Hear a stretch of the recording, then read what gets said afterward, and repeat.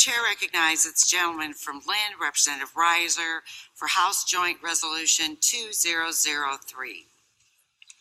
Thank you, Madam Speaker. This bill adds electronic communications and data to those things provided warrantless search and seizure protections in the Iowa Constitution.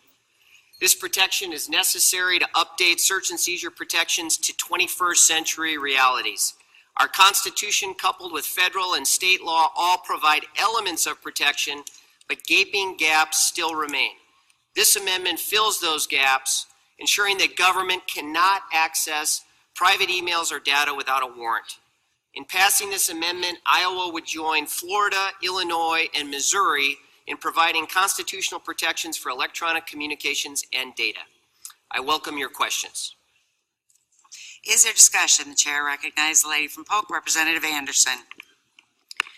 Thank you, Madam Chair, and thank you, Representative Rizer, for bringing this bill forward. I did serve on the subcommittee, although I was not at the subcommittee meeting. I was in another committee. But Representative Rizer has done a great deal of research on this bill and helped me understand what it means and what it does for Iowa, and I urge people to vote for this bill. Seeing no further discussion, the chair recognizes Representative Rizer for closing remarks on HJR 2003. Thank you, Madam Speaker.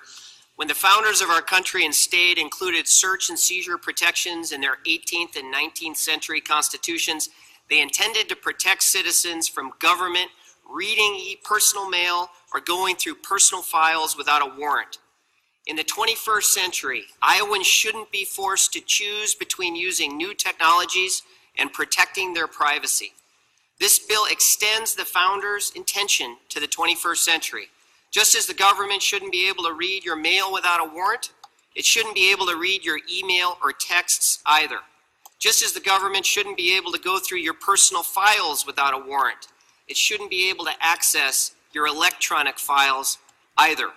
This constitutional amendment updates citizen search and seizure protections, protecting our right to private communications and protecting our right to data privacy.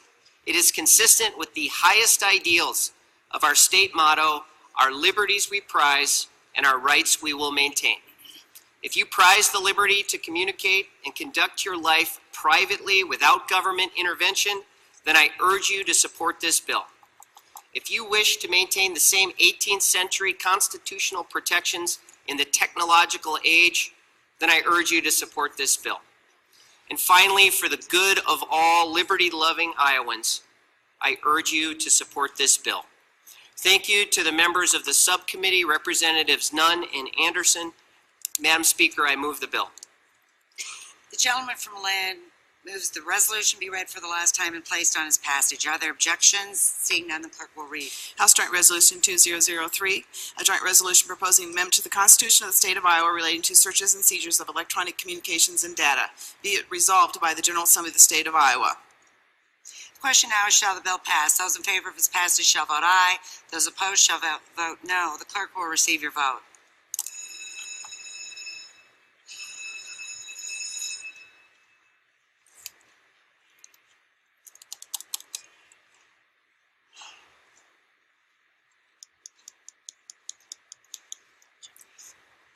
Representative Jones votes aye. Representative Worthen votes aye.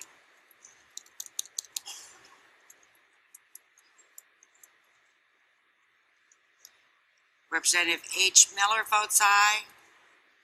McConkey votes aye. Vanderlinden votes aye. Have you all now voted? Nunn votes aye. Heaton votes aye. Have you all now voted? The clerk will close the machine and record your vote. The House will pay attention to the results of the vote. Those voting aye, 96. Those voting no, 0. Those absent are not voting for. The resolution, having received a constitutional majority, is declared to pass the House. Are there objections to the title? The chair hears none, and the title is agreed to.